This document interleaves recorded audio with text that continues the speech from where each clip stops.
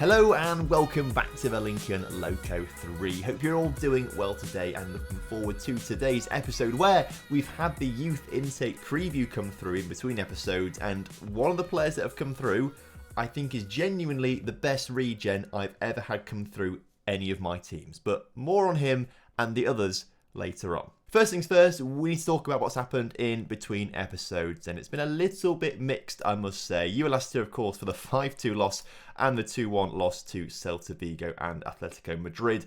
We carried on losing games after that. Of course, Barcelona, we kind of expected to lose that one, so ended up losing to Barca. Not ideal, but it was always going to happen, really. We then had international break for a little while. In international break, our players had a chance to regroup and rest, and we then got 2 wins on the bounce. A 6-3 beating of Leganes with Perez getting himself 4 of the 6 goals in fantastic style was brilliant. And then we also beat Real Sociedad 2-1 with Gisk and Ramos on the score sheet. But last time out, we did come undone by Levante, losing 1-0 to them. Today, we've got Tenerife in 18th and Valencia in 3rd, so 2 teams at opposite ends of the table. Hopefully, though, we can get very similar results, and those results will be wins, not losses. The league table is looking like this. We are still looking very comfortable for a European place with only 6 games or so to play this season, which is fantastic.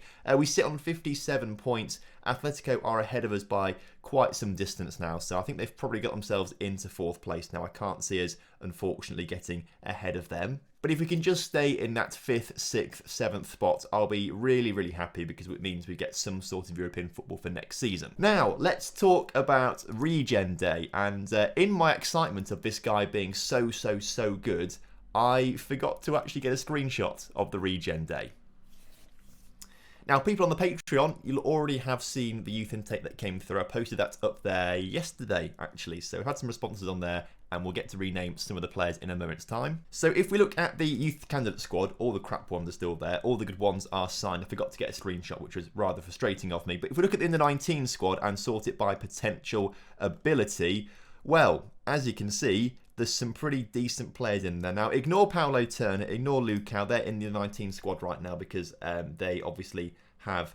they play for the 19s when they don't play for the first team, although Lucao's now just turned 20, so he can't do that anymore, so I guess we can take him off under 19 duty. But Mark Hall came through our youth intake, Brian came through our youth intake, Simon, Sebastian, Redder, Brian, another Brian, and Lewis came through the youth intake, so did Shannon, and Ian, and Ben, and Mohammed, and actually no, Ben was last season, I think, the best one from last. Basically, loads of really good players came through, and we'll start at the very top with Mark Hall. Mark Hall is a goalkeeper who's got 1 first touch, which obviously isn't ideal, but the rest of him looks very, very good, particularly with 5 stars of potential. However, Mark Hall will no longer be his name. Mark Hall will now be known as, if we can get onto the set the nickname option, Arthur Ackland. So welcome Arthur to the squad. Hope you're doing well. It also means that the only Mark Hall we've had in our team is from the Lincoln Loco 2. Mark Hall was a fantastic... Was it Lincoln Loco 1? I can't remember which one it was now, but we had a Mark Hall who was a striker who was really, really good as well at some points. So we can differentiate between the 2 now. Brian looks very good as well. 16-year-old centre-back. Looks particularly decent at 6'3" as well. Marking is a little bit low, but a very good jumping reach, very good heading, very good tackling. Like everything you need in a centre-back. Brian looks very good. In a similar style, Simon on the right wing also looking quite nice. Crossing and dribbling at 8 and 7 at 15 years old is very, very good, I must say. So if we can keep progressing and developing him, he might get to, like, I don't know, the 13s, 14s, 15s on both of those, which would be really, really good.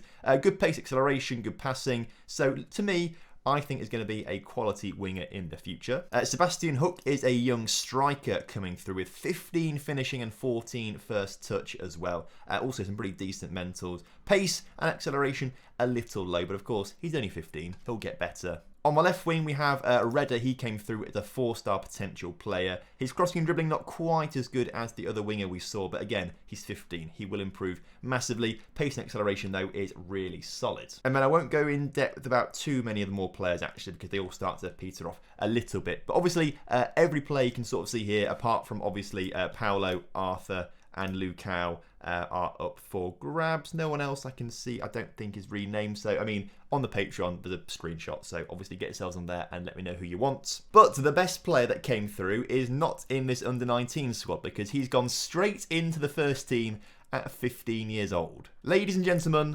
this is Chris Marsh. A centre midfielder who is 15 years old and quite frankly looks on par with some of the centre mids we already have. Absolutely incredible. Of course, he was the first player to be claimed on the Patreon, so before we get too attached to Chris Marsh, let's rename him to his new name, if we can click on the set nickname button, of Tyson Brown. So Tyson Brown, our new centre midfielder. I mean, I put this on Twitter the other night, and plenty of people said that this guy looks absolutely incredible. I'm looking at 16 first touch, 16 technique, 14 passing, 15 vision, 15 decisions. The only thing that is a little poor about him is determination is a little low and his personality is only balanced. However, he is being tutored by Lalovic, who has got high determination and a perfectionist personality, so that's also very handy. He's also only 5'4", that is obviously not quite ideal, but I'm hoping that he will grow. He's only 15, he's got some more room to grow, so hopefully he gets a little taller, but he's a midfielder, so it's not too much of a big issue. But he just looks phenomenal at 15 years old, so expect to see plenty of him coming up. Now don't worry, I've already agreed a pre-contract with him. He actually rejected the first contract I offered him, which was very, very scary. I think what he didn't like was the optional 3-year extension on there by the club that I locked in there on purpose. He didn't seem to like that, so he ended up rejecting that. Instead, we do have a contract with him. We can't see the information here. The information, contract offer, doesn't say. Basically, we've got him, I think it was like $3,000 a week, but then he's also got bonuses in there that after like 10 appearances, which he'll get very soon. In fact, he'll probably have 10 appearances before he actually gets his contract. He goes up to like $8,000. Most importantly, though, is a minimum fee release clause of 75 million. I put it up to 60 and locked it in. He negotiated it down. I put it back up again, and we got there. So that was really handy. 75 million pounds on him. So he is stuck here for a long time, hopefully. So there we go. That was our youth intake, and I genuinely think it was one of the best youth intakes we've had. Plenty of, maybe 2 players with 5-star potential, and then a load with 4.5, and a few with 4-star potential too. If all of those players turn out to be fantastic, that would be great. It does show real testament as well to how well our youth facilities have done. Obviously, we upgraded them twice in a row, so it's great that they've been upgraded, and this is the result of our labour. Anyway, we are already 10 minutes into this recording, and we've not kicked off a game yet, so let's start to get into that against Tenerife. What I am going to do is bring Tyson Brown on for his debut. He's not played a game yet. We're going to bring him on as that box-to-box midfielder. He doesn't like to do that, although he probably fits in that quite nicely. I think he's more of a playmaker, as you can see from his highlighted attributes at the top there. Box-to-box, does he fit those positions well?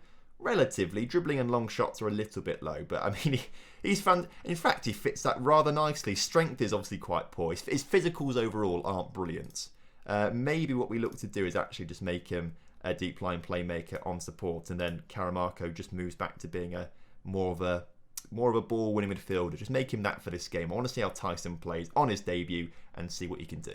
The rest of the team, though, is looking very familiar. Dekene, Stransky, Hannesson, Giannis and Galina in the back line. Caramarco, Lalovic and Tyson Brown through the middle, obviously, with Ramos, Perez and Sione leading the line. So obviously at the moment our form is all over the place. We're slowly starting to run out of steam. Obviously we've still got last episode. The steam is starting to run out and we're slowing down towards the end of the season. But it's a good job we did a fantastic start to the season to get where we are right now. As Tyson Brown, whoa! Imagine if he scored a goal there. Now I think it's been flagged offside for Sione anyway, but I think Tyson's Brown cross/shot hit the post there. If that had gone in the back of a net, that would have been absolutely incredible for a debut. As Perez now on the ball, is brought down in the area. No penalty apparently, but already seeing the impact of the very tiny Tyson Brown. You can see how much smaller he is in the in-game engine compared to everyone else. But Messi's not very tall, and he's the best player in the world, isn't he? So hopefully Tyson Brown can do something similar. We just need to be very careful and sensible with his development, and obviously try and keep him at the club, offer him new contracts whenever he wants. In fact, not even when he wants one. I think we need to just keep offering contracts like once a season to keep him at the club on a long-term deal. Somehow Tenerife have scored there. I think there are protests of offside though. The referee's blown his whistle. It's going to VAR. Let's watch this one back. Also, the camera angle seems a little bit weird, but it's not. It's the exact same angles that we've put it on, but it has been disallowed at least. We just can't see the byline for some reason. But obviously, I'm taking the risk with praying. But obviously, I am taking a risk of starting Tyson Brown today because Tenerife in the relegation zone, realistically, this should be a routine win for us. Why? Literally, every time I say something like that, they always score seconds later. Why does it always happen? Okay, not ideal, but Tyson Brown is on a 7.1. I think Tyson Brown is literally like, he's my new obsession now.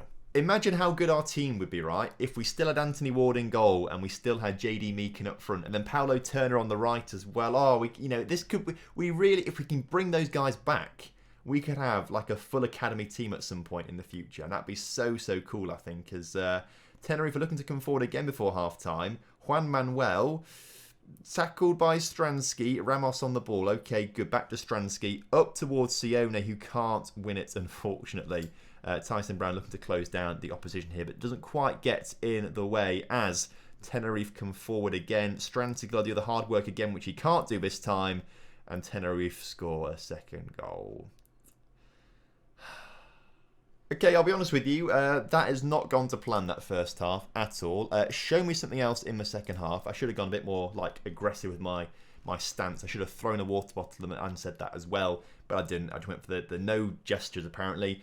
It's annoying as well, because I've just noticed Tenerife had 2 shots on target today. 2 shots in total, 2 shots in target, and both of them have ended up in the back of the net. So obviously, that is pretty poor. Here comes their third shot, which Dekene cleared. Dekene's playing, by the way. I didn't address that, did I?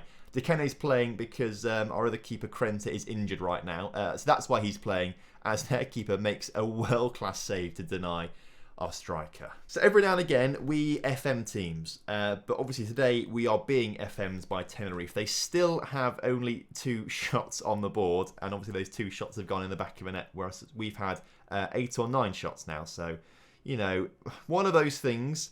Hopefully, though, with 20-30 minutes or so to go, we can get ourselves back in this, as Tyson Brown's having a fantastic debut, gets the ball to Lalovic, gets it back from Karamarko, back into Lalovic again, who comes forward onto the edge of the area, out to Galina, who can swing a ball into Ramos, puts it over. Changes need to be made. Let's get Perez off for Paulo Turner. Let's bring Giscon up front as well. And that's it. Let's leave it like that. But before the substitute has been made, Ramos is fouled on the edge of the area. No, apparently not. But with 15 minutes or so to go, let's go very attacking. Let's go to demand more and hopefully just, have a mad 10 minutes in the final 10 minutes of the game and get ourselves back to winning ways or something like that. As Paulo Turner into the area, across to Gisk. Gisk's first shot is blocked. His second shot in the back of the net. And he's got 12 for the season now. Now, although a lot of those goals were also scored in cup games against teams that weren't very good, but considering that he's broken his leg and has come back, he's done really, really well to only be a few goals behind Sione, to the point where I really don't know if I should sell him or not. Because my thinking was, I'm going to sell him because he's broken his leg. That was his second sort of long-term injury that he had, and I thought, right, it's going to be downhill from here now with his long-term injuries. We need to get him gone. But when he is fit, he scores so many goals. So it's kind of, I don't know if it's worth the risk or not, basically, having him around or not. I don't know. It depends on how big the bids are and who bids for him, basically, in summer, I think, if we sell him or not. I think we could get someone in who's decent, as great defending there from us to not concede a goal to Tenerife. Let me know in the comment section what you would do with Gisk, because I really don't know what I'm going to do with him, as we have a few minutes left on the clock. I thought we might have a comeback, as Tenerife apparently in the final 20 minutes have gone mental with their shots and make it look a lot more even than the game actually has been. But Tenerife come away with the win there, throwing the bottle, far from pleased with that result. Although I am very pleased with how our new debutant has been playing. Tyson Brown, a fantastic performance from you. Really pleased with that, and his 7.4 rating. So I'll be honest with you, I don't hold out much hope for this game against Valencia in a few days' time. If we do that against Tenerife, I really think Valencia are going to batter us. And actually, as you can see in the league table, as it's now updated, we do not have a Champions League place. We're too many points behind Atletico now to guarantee ourselves a Champions... Hang on. Wait, no, because Sevilla can catch up. Barcelona play Valencia in the cup final. Maybe that's what they're sort of waiting on, I think. I think prematurely, Atletico have been given a Champions League place. I think. That seems very bizarre. I guess I won't read into it too much because I'm sure it won't mean anything come the end of the season. I'm sure it's like a placeholder for now, but yeah, weird one. Oh, whilst I'm recording this as well, just a message came through on the Patreon claiming another youth player. So let's do that very quickly before I forget. Into the squad. So if we sort by potential again, Brian Mulholland, which is a bit of a mouthful to say. I'm glad he's been taken. He is that very good centre-back we spoke about as well. Get his marking up. He'll be absolutely fantastic. He is now going to be known as Axel Carter, which is a much cooler and easier to say name. So thank you. Welcome to the team. Oh, whilst I think about it as well, and signing players for next season, we've made a signing for next season already. Now, I'm not entirely sure where my scouts get some of these players from. It was the case with the Iceland players. I never sent any scouts to Iceland. They just came back one day and said, oh, Tom, we found some great players from Iceland. This is another one of those instances. They apparently have been to the Ivory Coast and they just said, oh, Tom, by the way, we found a really good kid in the Ivory Coast and he's available on a free transfer because his contract is expiring and we're going to get him for absolutely free. So Idrissa Ferdinand is joining us for next season. He's an attacking midfielder, which I think is a system that we need to move to next season, particularly when it comes to playing against teams like Tenerife to get more goals, basically. But he looks very, very good already. Supposedly 4-star current ability, supposedly 5-star potential. We'll see what happens with that one. But he joined us for next season. So that is one addition, particularly with 17 passing and 19 technique, that I'm very excited about. Of course, though, he is taking up one of the non-EU player spots for next season. So that does limit the chances that we have of signing other non-EU players like this guy from Brazil. David Perez has just won Player of the Month, which is fantastic. He had a very slow start to the season where I don't think he actually scored a goal in the first half of the season at all, which was very bizarre. But he has now started scoring. He's up to 10 for the season now, which is kind of getting on par with the 16 and 17 he scored in previous campaigns. So for me, I am now once again inclined to try and get David Perez on loan next season. That would be fantastic. His contract with Bayern Munich ends at the end of next season.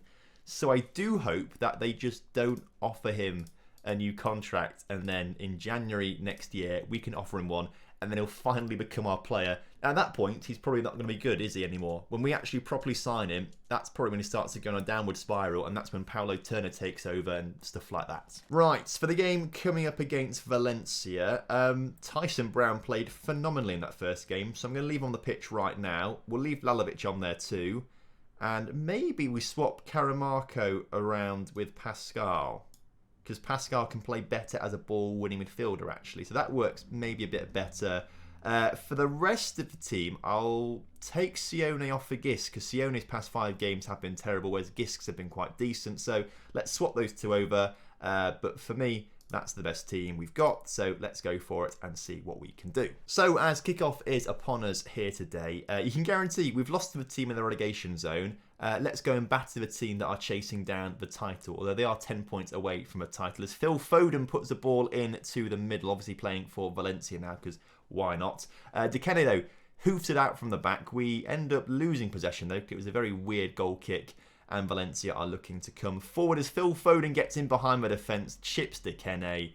That was far too easy for them. And that was all from our own doing as well. It's not shown it on the highlights, but that all came from Dikene just being a bit too restless, I guess, and just panicking and hoofing the ball clear when he didn't need to. We are the architects of our own downfall more often than not. We need to make better... And that, again, like, we are the architects of our own downfall there by, I assume, probably giving away a stupid free kick there. We've not defended it very well either. We've just let everyone run through. Like, no one's kept up with Sola there. It's our own fault. Maybe we just don't have intelligent players or intelligent enough players. That could also be part of the issue as well, who don't have great decision-making, composure, stuff like that. Maybe that's part of it. I don't know. But I think we see it time and time again where we just don't really make sensible... I can't believe this. I mean, we weren't great last episode. In between episodes, we weren't much better. We did manage to get a win or two in between episodes. But today has just been... Well, I say that. The Tenerife game, I feel like we were robbed of that Tenerife game a little bit. But this game against Valencia, for example, and we lost 7-0 off camera to Real Madrid earlier on this season. We just have games like this every now and again where I don't know what it is.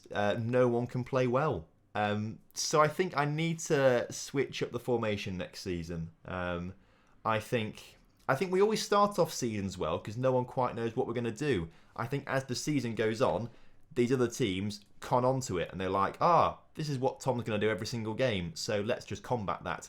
And I think that's why we have some slow ends to the season, as somehow Pascal turns that into the back of the net. It bounced around the area. I think several different players had a shot, but in the end it's Pascal who puts it in there. Can we get a bit of a comeback? I'm not sure about that one, as I think several players go down in the area now. That was a weird goal to score, but at least we get it in the back of the net. Owen Windle coming forward for Valencia. He's one of the wonder kids from the Netherlands. I can't really play. He might be Ajax, to be fair. It could be RZ. I don't know. Either way, he's just won a penalty because Lalovic has brought him down. Okay. And again, the players just aren't helping themselves. That was not very intelligent. The penalties are taken really quickly now. Like, the VAR message is still there when the penalty's being taken. So I kind of missed Kenny making that save, but at least we saved the penalty. But again, it's another stupid decision from a player. We're not being very intelligent, and we are just conceding goals. You hate to see it. It puts me in a bad mood. To the point where I don't really want to watch it. I don't want to watch it. So what I might do is go get a snack in the second half and watch it. Let the computer do what it wants to do, basically. We seem to have done enough in the first half of the season to get ourselves European football. We have just been terrible since, February was good. March has been terrible. Obviously April is pretty terrible too, but January wasn't great for us either. And this is what I mean. We just have games like this. The 7-0 loss to Real Madrid was very similar. Like, there's nothing I can do that's going to prevent Dekene fumbling the ball, pushing it across his line, and then Galena kicking it into his own net. There's nothing I can do to prevent that. One of those things. It felt very, very similar when we played against Real Madrid as well, when we lost 7-0 in that game. There was nothing I could do about most of the goals, tactically, whatever. So, enjoy second half. I'll see you in a bit. So now that in-game Tom has gone, advertising Tom can come along and tell you all about the One Football app, the best footballing app out there for all of your footballing needs. Keep up to date with all of the most important news in the world of football from a range of different sources. Keep up to date with all of the latest scores as well, and follow your favourite teams and turn those push notifications on so you get alerts from every single bit of information from the matches that's important to you. Downloading the app from the top line of the description for absolutely free would really help me out, so would massively appreciate it if you could go and download the One Football app.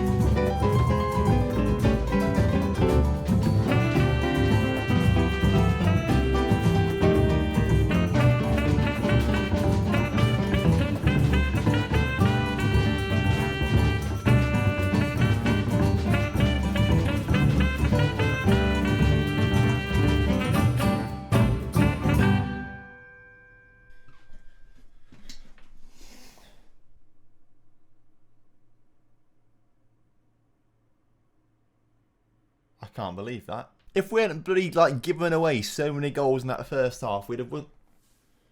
This also goes to show as well, right? I literally got up I pressed play, got up and left at half time, right? I've done nothing, absolutely nothing, and yet we've somehow come back. And then Football Manager is that I feel like we like to think we have a lot of control over it. I can't believe that. So if we hadn't scored that stupid own goal, or just been stupid enough to, make silly mistakes to lead to Valencia's goals in the first half, we'd have spanked them. How have we scored 4 goals there? How? This game really just gets to me. I can't believe this. Well, what a second half that must have been without me here. I guess Andre Shittigel took over, and he was just here for the rest of it, I guess. I mean, yes, it is a loss in the end. We haven't picked up any points today, but I must say, that second half must have been quality. I just wish I could have seen it. So looking at the league table with not long left to go, there's still a chance we drop out of this, by the way. It's not a given. And given our form, it's not great. We've got 4 games left to play. We're only 5 points clear of Huesca in 8th. There's still a big chance we drop out of Europe, you know.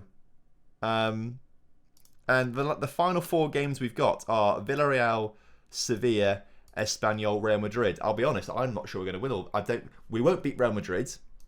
Sevilla, I'm probably not going to beat them. We've got to try and pick up 6 points against Espanyol and Villarreal. But that doesn't guarantee it. We could pick up 6 points there. Huesca could win every single game and they get more points. They get 12, we get 6. They'd be ahead of us by a point then, wouldn't they? So, I'll be honest, this isn't over yet, is it? This is not over. I'll be back tomorrow with Espanyol and Real Madrid. But if we play like we have, I mean, look at our form is terrible. Our form, actually, I was trying to sort of big it up earlier. It's been terrible. March, April, all terrible. We could drop out of Europe. Oh my God, imagine we've been in the top 7 all season and we drop out on the final day. This is stressful now. Right, well, I will see you tomorrow for what is going to be a very decisive episode. Oh my gosh. Right, in that case, have a good evening, everyone. I will see you soon. Take care. Lots of love. Goodbye. From me, Tom, to you. Goodbye.